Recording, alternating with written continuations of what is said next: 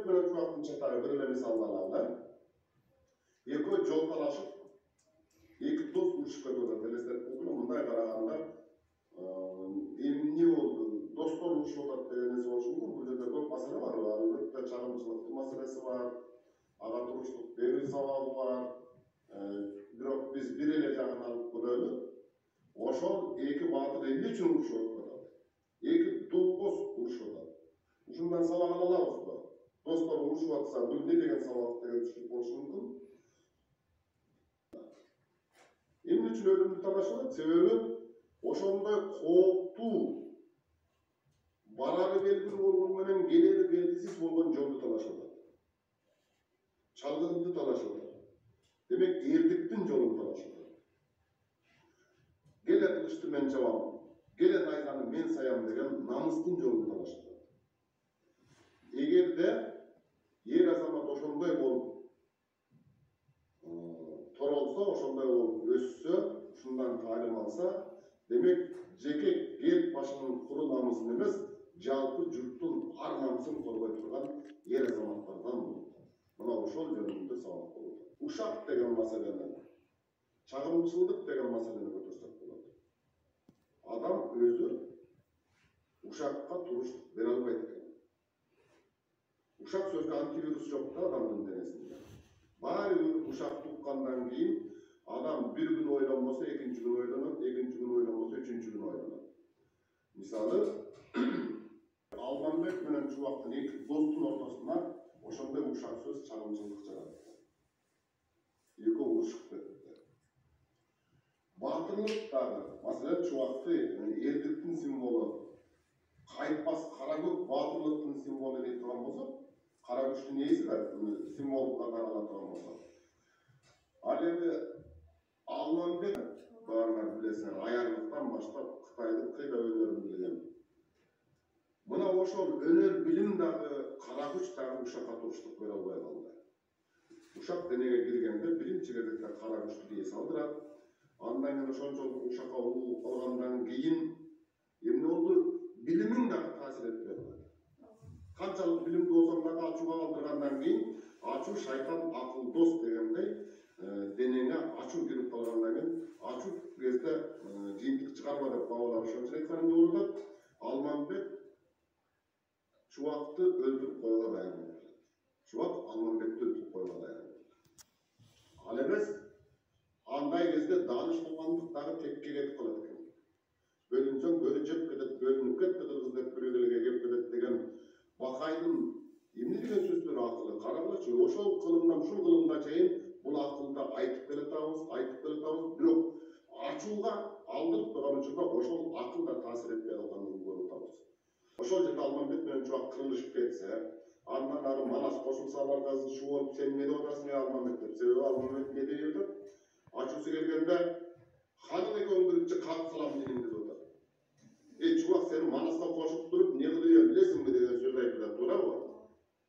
Oşondoy sözdördü Manas götörüp, genpeyillik menen, ayıpkıldık menen götörüp, ekönün açusun tarap yiyiptirip, ağından keyin adamı yaptırdı. Eger oşondoy ayıpkıldık olmasa, emne gana boldu. Çoң gazap bolboyt bolçu, aldıga jetpeyt bolçu, orta joldan kırgız biri menen biri tıtışıp, kırılışıp, it bolup şermende bolup keletler dagı, Manastın okuyası ayağı şerbinde. Manastın sancırası bugünküdey sıymık menen aytılbay kalmak. Manas degen nerseni biz bilbey almapız. Sebebi şermende olmak, Çuvak şermende olmak, Bakayдын akılın ukpay bolgonduktan akıl degen tekke turbay kalmak. Anın bardığının nerede aykörlük jеңип ketdi dagı, iş onundan çıktı. Demek uşakka ayın sözgü, çağımçılık, işke, genpeyildik kana tüpet turganlığını bildiğiniz. Aykörlük menen, genpeyildik menen, togatpay koyup kana jеңүүгө bolot. Sen ne dedin de Manas'tan söyleden bir aldım, sen ne odasında anı cevapta bir cevap, şu vakti bir yapıp da anı baştan bir cevap tırıksız değilse yaraşattılar ya Manas'tan güçü de cetettiler, mümkünlüğü de var öyle. Bir cilindense iki taraf kaçıp etmedi. Kaçıp etmezden durup, eğer benim güçüm olsa, benim туурабы? Мына ушундай сабактарды байма-бай кездештиребиз, каалаган жерден, каалаган темадагы тарбиялык сабактарды алсак болот. Сиз азыр Манасты айтып жатканда ушунчалык берилүү менен айтып жатасыз. Бул жакта олтургандар дагы кызыгып ошол окуяны чын эле ошол жерден көрүп тургандай болуп кеттик да. Сиз Манас айтып жаткан учуруңузда ошол кайып дүйнөсүнө аралашып кеткен учурларыңыз болду эле? Аны аралаша жүргөндөй, ошонун баарын көргөндөй кылып, өз баштан өткөргөндөй кылып, анын сезиминен, жүрөгүнөн өткөрүп туруп, анан кийин айтып бериш керек. Ошондо гана угармандар дагы ошол жерде аралаша жүргөндөй, айкырып, бирге киргендей, айкырып, жолу сүргөндөй, ошол урушта чогуу болгондой, ошол доордо чогуу болгондой таасир алат. Антпесе мүмкүн эмес. Манасты дагы элестетпей айтуу мүмкүн эмес. Ушакташканда деле элестетип ушакташасыңар да туурабы? Анан Манас айтып атса анан кийин кантип элестетпей койгон мүмкүн. Рахмат агай, саламатсызбы агай? Манас жөнүндө тиркеме жасоого болобу? Манас боюнча ар кандай тиркемелерди, ар кандай оюндарды киргизсе болот телефонго. Манас барысындагы викториналык суроо тарихинде жана милене болгон келеби деген сыяктуу же башка тест сыяктуу ар кандай оюндарды киргизсе болот. Анын баардыгын силерге окшогон жаштар жасаш керек. Биздин мээбиз катпаган, дагы акылыбыз жетпейт. Силердей телефонду компьютерди чаккан, анын ичеги чабагасын чуба кийген жаштар жасаш керек да. Манас Кеметей Сейтектен, жазды болгон азыркы манасчылардан, көзүттүү манасчылардан, аны интернеттен таап окусаңар болот. Манас академиясы ачылып атат. Жоңузду угуп туруп, менде мындай суроо болду да. Биз баарыбыз эле угуп жүрөбүз да, манасчыларды, Манас атанын руху, касиети дайыма манасчыларды жандап жүрөт дегенди угуп жүрөбүз. Ошондо мындай суроо пайда болду да, сиз 11 саат токтобой Манас айтканыңызды билем. Кечээ күнү жакында эле Дөөлөт Сыдыков агайыбыз 14,5 саат Манас айтты. Ошондо биз жөнөкөй эле адамдар Манас айтпай эле, Манас айтуу канчалык кыйын экенин дагы биз жон терибиз менен сезбесек дагы бул жактан туруп туябыз.